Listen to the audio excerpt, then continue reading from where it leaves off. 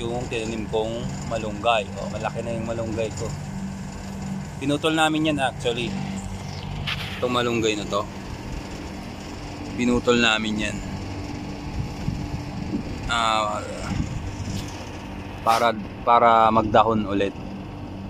Last year. Kailan lang. Kasi after niyang mamunga, pinutol namin.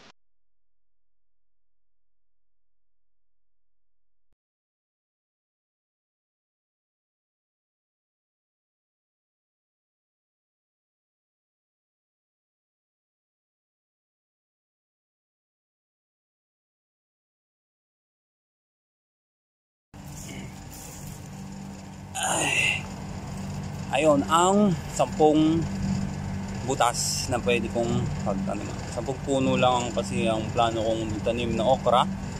Kaya ganun ang aking ginawa. So at least alam ko na yung location nila.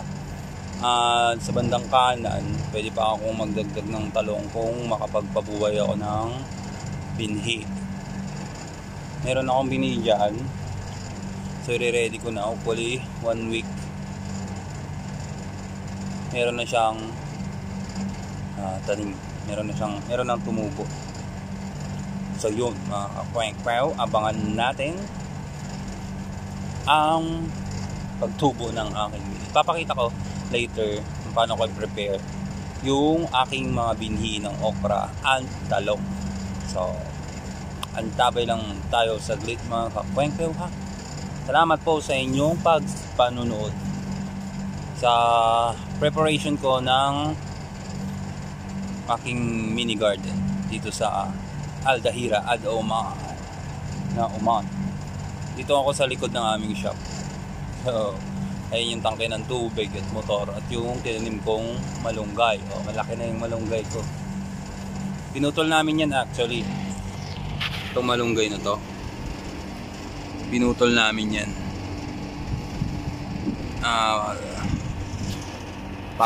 para magdahon ulit last year. Kailan lang kasi after niyang mamunga, pinutol namin. So yun. Yun nga ang preparation. Hindi pa tapos yung mga butas na yan kasi lalagyan ko pa yan ng lupa. Kasi hindi masyadong hindi healthy.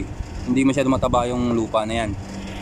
So kailangan ko pa siyang dagdagan ng mga lupa na aking pinataba gamit yung mga kitchen waste na aking ibinaon.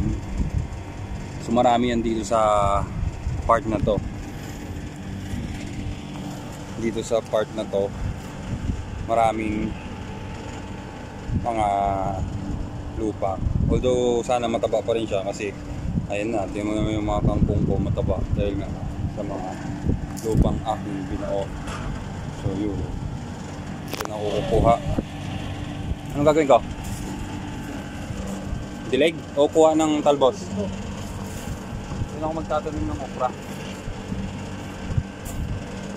Ayyo, mga talbos. Kaya tinanggalan ni Papa ng mga dahon to para magtalbos ulit. So yun, may mga talbos na yung aming kamote. Nakapag-ani na rin ang bunga ng yung ugat, yung kamote mismo.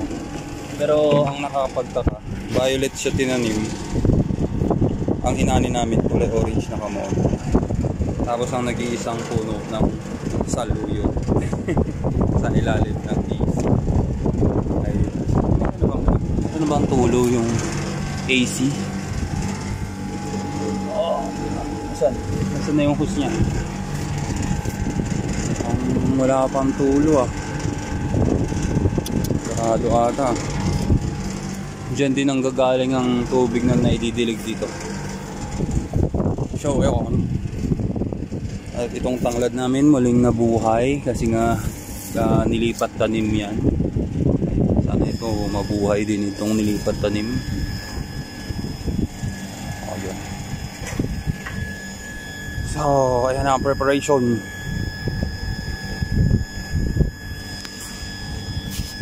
Bye bye. Ang plano ko dito sa mga butas na ginawa ko, lalaliman ko pa yan.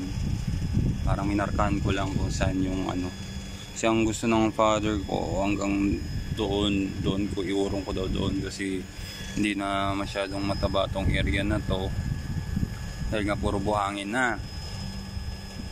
Ang sabi ko naman, hukayan ko to ng malalim at lalagyan ko ng lupa mula dito sa kabilang garden ko dahil dyan ko talaga noon pa iniipon yung mga kitchen waste, binabaon ko sa lupa para tumaba.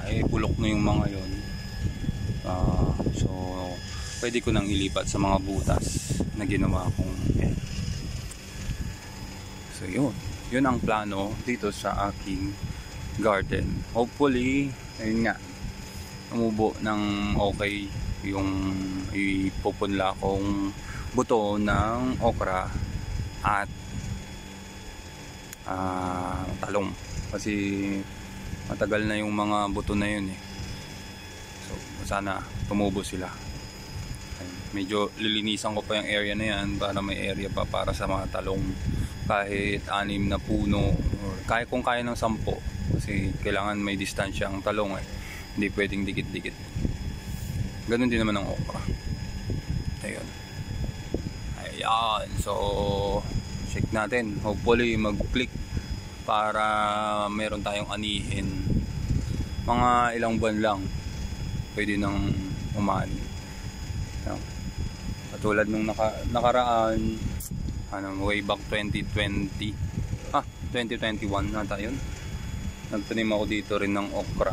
Itong area na to puro okra yan dati. Itong area na to puro okra yan, wala pa noong kamote, wala pang kangkong. So meron na akong ilang puno ng okra. So itong namunga na yun, halos araw-araw kaming umaani ng okra ni Papa. Ang haba niya is mga 3 hanggang 4 na pulgada. Yun. Mga ilang piraso din yun, talagang tuwing umaga namimitas na si Papa kasi siya nauna rito.